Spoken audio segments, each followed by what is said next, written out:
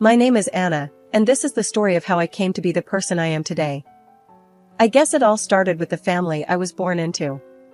My dad, Michael, was a mechanic with big dreams for his car repair shops, and my mom, Sarah, well, she was mostly just along for the ride. From the day I was born, it was pretty clear that my dad wanted a boy. I remember hearing stories from my Aunt Emily about how Dad's face fell when he first held me. Not exactly the warm welcome you'd expect for a newborn. I wanted a son, Sarah. You know that, I overheard him grumbling one evening.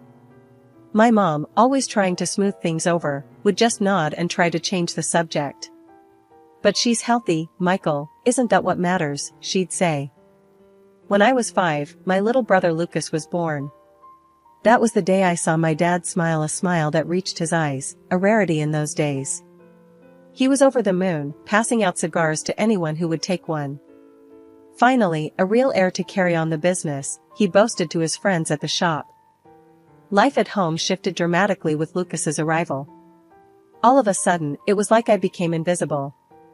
My dad spent his days off teaching Lucas about tools and engines, even before the kid could walk properly. Meanwhile, I was pretty much left to my own devices. If it weren't for my grandparents and Aunt Emily, I don't know how I would have coped. They lived just a few houses down, and I was at their place more than I was at my own. Aunt Emily was another lifesaver. She didn't have kids of her own and seemed to get that life at my house wasn't exactly peachy. We'd spend afternoons at the park, and she'd listen to me ramble about school or whatever book I was reading. You know, kiddo, you're smarter than you think, she'd tell me as we walked home from the park. Don't let anyone, not even your dad, make you feel like you're second best. I clung to those words, especially on days when the difference in how my parents treated Lucas and me was blindingly obvious. Like that one time when my dad came home with a brand new bike for Lucas. I remember standing there, hoping maybe there was one for me too. Why would you need a bike, Anna? It's not like you go out much, Dad said with a shrug when he saw me eyeing the bike. I ran out of the house, tears stinging my eyes, straight to my grandma's. She was in her garden, as usual, and without a word, she opened her arms wide, and I buried my face in her apron. Let them talk, Anna. You're going to outshine them all one day, you'll see, she whispered as she stroked my hair. One chilly morning in October, right after my 10th birthday, my grandparents decided to surprise me with something special, a cell phone. It wasn't anything fancy, just one of those basic models that could make calls and send texts, but to me, it might as well have been a diamond. We were in their cozy kitchen, the smell of freshly baked cinnamon rolls still lingering in the air. Grandma handed me a small, wrapped box with a mischievous twinkle in her eye. Go on then, Anna, open it up. It's high time you had one of these. As I tore off the wrapping paper and saw what it was, my eyes must have been as big as saucers. Really? For me? I squeaked, hardly believing it. Of course, for you. Grandpa chuckled, his voice booming warmly. Every young lady needs to stay connected these days. I spent the next few hours fiddling with the phone, setting it up with Grandma's help, and saving their numbers as my first contacts. But my excitement was short-lived. The next day, I made the mistake of taking my new phone home. I was in the living room, showing it off to Aunt Emily, who had dropped by, when Dad walked in from work. What's that you've got there? His tone was more curious than kind, his eyebrows knitting together as he peered at the phone in my hands. It's my new phone. Grandma and Grandpa gave it to me, I said, a bit too eagerly. Dad's face hardened in an instant, and he reached out, snatching the phone from my grasp. This is too much for a kid your age. Lucas needs this more than you do. But, I started to protest, but Aunt Emily put a hand on my shoulder, giving it a gentle squeeze, a silent signal not to argue. Lucas, who had been playing with his toy cars on the floor, looked up, clueless, but interested in the sudden tension. Dad wasted no time, he shoved the phone into Lucas's hands. Here, son, you can have this. Learn to take good care of it. I felt a surge of anger and injustice boiling inside me, but before I could say another word, Aunt Emily steered me out of the room. Let's go for a walk, Anna. Cool down a bit, huh? Outside, Aunt Emily let out a long sigh. Your dad can be a real jerk sometimes, you know? But we've got your back. I don't get it, Emily. Why does he always do this? Why am I always the one who has to give up everything? My voice cracked, the hurt too raw to hide. Aunt Emily stopped walking and turned to face me, her expression serious. Listen, kid, life's not fair, especially not in your house. But remember, you're not alone. Let me talk to your grandparents. We'll sort this out. True to her word, Aunt Emily and my grandparents confronted Dad the following day. They didn't let up, arguing in hushed, tense tones in the dining room while I pretended not to listen from the stairs. Grandpa's voice was firm, a rare sternness to it. Michael, you had no right to take that phone from Anna. It was our gift to her, not yours to reassign to Lucas. Dad scoffed, dismissive as ever. Oh, come off it, Dad. It's just a phone. And Lucas is the one who needs it more. It's not about the phone, Mike. It's about respecting Anna and our choice to give her something. Grandma chimed in, her voice sharp with frustration. In the end, Dad grudgingly handed the phone back to me, his eyes avoiding mine. Here, take it. Just don't expect any more favors. Life has a way of throwing you curveballs, and mine came crashing down the autumn I turned 11. It was a day like any other. I was walking home from school, crunching the fallen leaves under my sneakers, when I noticed something off. The front door was open, and there were more cars parked outside our house than usual. As I walked in, the atmosphere hit me like a brick. My Aunt Emily was there, tears streaming down her face, while my parents stood off to the side, looking more annoyed than concerned. What's going on? I asked, dropping my school bag by the door. Anna, it's your grandparents, there's been an accident, Aunt Emily managed to say through sobs. A train accident, terrible thing, my dad added flatly, as if he was talking about a delayed delivery at his shop. The news shattered me. My grandparents weren't just family, they were my lifeline, the ones who made sure I felt loved when my own parents couldn't bother. Losing them felt like losing my entire world. The funeral was the hardest day. I remember standing there, the cold wind biting at my cheeks, listening to the murmurs of how tragic it was, how good they were, how unfair life could be. After the funeral, things moved quickly. My dad wasted no time. Emily, you need to clear out from their house. We're selling it. Need to cash in on the estate and settle things quickly, he said as we sat in the living room, still surrounded by condolence flowers. Aunt Emily, still raw from grief, looked at him like he was a stranger. Michael, can you hear yourself? Mom and Dad haven't even been gone a week, and you're already talking about money? Life goes on, Emily. We can't sit around and mope.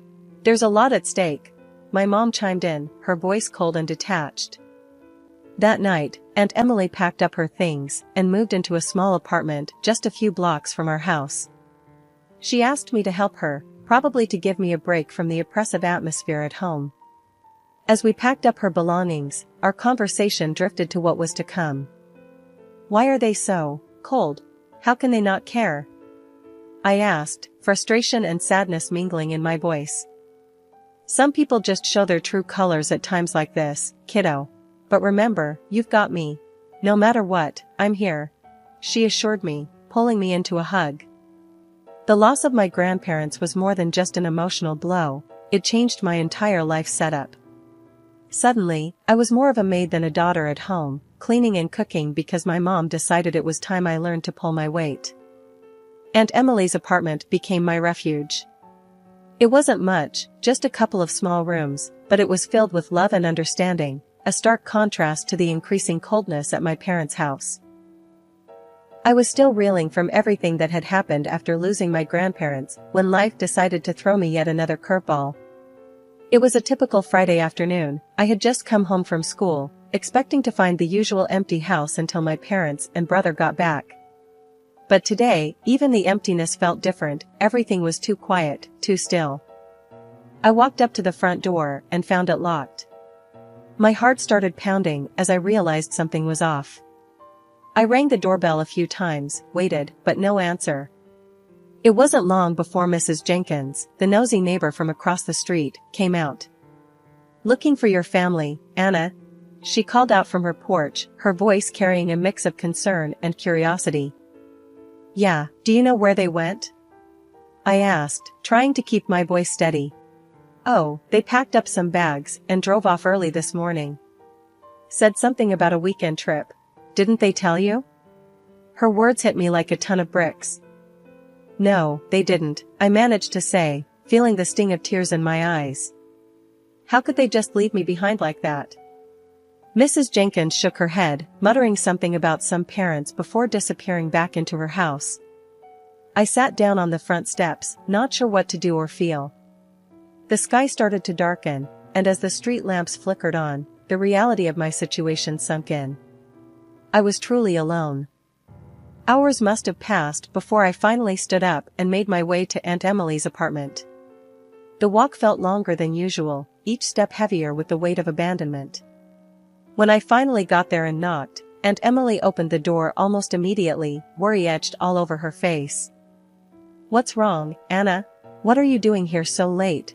She asked, pulling me inside. Mom and Dad, they went away for the weekend. They locked the house and didn't tell me. I didn't know where else to go. I confessed, my voice breaking as the tears I'd held back started to flow. Aunt Emily's face hardened as she heard this, her usually warm eyes now sparking with anger. They did what? That's it. I'm calling your father. She dialed the number, and after a few tense moments, Dad answered. I could only hear one side of the conversation, but Aunt Emily's tone was enough to tell me it wasn't going well. Yes, Michael, your daughter, my niece, is here with me because you left her behind. She snapped into the phone. No, this isn't just a little mistake. You can't just lock your child out and take off for the weekend. There was a pause as she listened to whatever excuse he was making up on the other end. Well, if that's how you feel, then maybe Anna should just stay with me from now on. Yeah, maybe that's for the best. She hung up before he could respond, her chest heaving with every angry breath. Then, turning to me, her expression softened. You're staying here tonight, Anna. And as long as you need to. We'll figure this out together. Over the next few days, Aunt Emily made arrangements for me to stay with her permanently. My parents didn't object, perhaps out of indifference. Either way, it didn't matter to me anymore. Life with Aunt Emily was a breath of fresh air after everything that had happened. Even though her apartment was small and our budget tighter than ever, it felt like a mansion compared to the emotional prison of my parents' house. One Saturday morning, we sat at the tiny kitchen table, planning our budget with more precision than a military operation. Aunt Emily had always been resourceful, and now she passed on those skills to me. We clipped coupons, planned our meals around grocery sales, and even started a small herb garden on the windowsill to save money on spices. So, we've got $20 left for the month. Think we can splurge on a little ice cream? Aunt Emily asked, her eyes twinkling with mischief.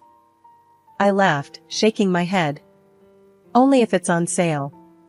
Remember, we're the queens of bargains now. That light-hearted moment underscored our new reality. We were in this together, come what may. School became another arena where I had to adjust. At first, I was the girl whose family drama was whispered about in the corridors. But I held my head high, focusing on my studies and finding solace in books and learning. Mrs. Carter, my English teacher, noticed my diligence. One day after class, she called me over. Anna, I've seen you pushing yourself hard this year. Ever thought of joining the debate team? I hesitated, unsure. I don't know, Mrs. Carter. I'm not sure I'd be any good at arguing. She smiled, her gaze kind but firm. It's not just about arguing, Anna. It's about learning to stand up and speak out. Think about it. I did think about it, and with a nudge from Aunt Emily, I joined. Debate turned out to be more than just a club, it was a place where I could hone my voice, a skill I'd need more than I realized. Aunt Emily was my biggest cheerleader. You're going to knock them dead at the competition, she'd say every time I left for a debate meet, her pride evident even though she tried to play it cool. Life wasn't just about surviving anymore, it was about thriving, about building something new from the ashes of my old life. Aunt Emily and I became a team, both of us working part-time jobs to keep afloat. She found work at a local library while I took a weekend job at a coffee shop. One evening, as we counted our month's earnings and updated our budget ledger, Aunt Emily put down her pen and looked at me seriously. "Anna, I think it's time you think about college. You've got the brains for it. We can make it work, somehow." From that day on, our plans included college. We researched scholarships late into the night, crafted essays, and filled out applications with painstaking care. Each acceptance letter was a victory, every scholarship a triumph, not just for me, but for us both. College was a whirlwind. I hit the books hard, fueled by every memory of being underestimated back home. Living on campus was different from anything I'd experienced, but I adapted quickly, driven by a mix of excitement and the pressure to prove myself. My roommate, Jess, became one of my closest friends. She was studying business, and we'd often sit up late into the night, swapping study tips and planning our futures. "You ever think about what you'll do after this, Anna?" Jess asked one evening, her book sprawled across our tiny dorm room floor. "I'm going all the way," I replied without hesitation. "Law school. I want to make a difference, you know? Really change things." I thrived on it, pushing myself to be better every day. The long hours and endless reading were exhausting, but every time I wanted to quit, I'd think of Aunt Emily and her belief in me, and that would be enough to keep me going. During my final year, one of my professors, Professor Carter, called me into his office. He was a stern man, known for his tough grading, but he respected hard work.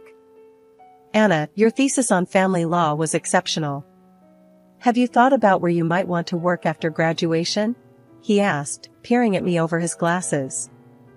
"I've been looking at several firms, sir. I want somewhere I can really get into family law, maybe even start a specialty in it," I said, trying to sound as confident as I felt. "Well, I have a recommendation for you.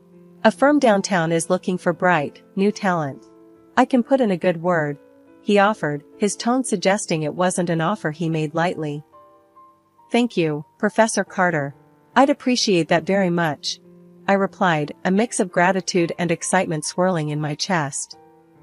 I landed the job at the firm right after graduation. It was a prestigious place, the kind where you either sank or swam. I chose to swim. Days turned into nights as I worked on case after case, earning a reputation as a meticulous and fierce advocate. It was at a networking event hosted by the firm where I met Michael, a businessman with a keen interest in the intersections of law and commerce.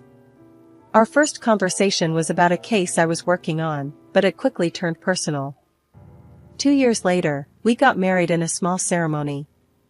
Aunt Emily was there, tears of joy streaming down her face as she watched me say my vows. "You did it, Anna. You really did," she whispered as she hugged me tight. With Michael's support, I took the biggest leap of my career. I opened my own law firm. It was terrifying and exhilarating all at once, but I was ready for the challenge. We moved to another state where the market was ripe for a new firm, especially one led by a woman with a fresh perspective. Our firm quickly made a name for itself, and as my professional life flourished, so did my personal life. Michael and I welcomed a son, a joyous addition to our family. Life was full, busy, and deeply satisfying. My law firm's success was more than I could have hoped for, and with each successful case, my reputation grew.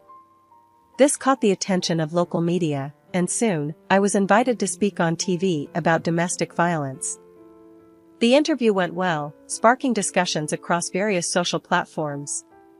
I received an invitation from the governor's office.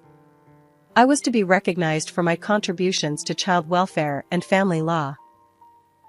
As I gave my acceptance speech, thanking those who supported me, I saw Aunt Emily wiping away tears. It was a moment of validation for all the hardships we'd endured together. One day, after a particularly long day at the office, I was walking through the parking lot towards my car when I noticed 2 elderly people looking around uncertainly. As I approached, wondering if they needed help, the recognition hit me hard. They were my parents, who had walked out of my life 20 years ago. "Can I help you?" I asked, my voice cool, masking the surprise and rising unease. Oh, Anna, it's you. We saw you on TV, we knew it was you immediately. We've missed you so much and are so proud of all you've accomplished, my mom said, her voice trembling with emotion. We wanted to reconnect, to be a family again, my dad added, his eyes searching mine for any sign of warmth. I took a moment to gather my thoughts before responding. My family consists of my aunt, my husband, and my son. You chose to lead that family a long time ago. But instead of understanding, they became more insistent. Anna, you're our daughter. We need your help now. Your brother left us, and our business is failing. We have debts, no savings, and we're about to lose our house, my dad explained, his voice desperate. They even hinted at taking legal action if I refused to help, arguing that as their daughter, it was my duty. I couldn't help but laugh, though it was more from disbelief than amusement. Really? You think you can intimidate a lawyer into helping you? You might want to think twice about that, I said sharply. Seeing that their threats were getting them nowhere, they shifted tactics, playing on my emotions. Think about it, Anna. We're your parents. How can you turn us away? I remember very clearly, I replied, my voice steady and firm.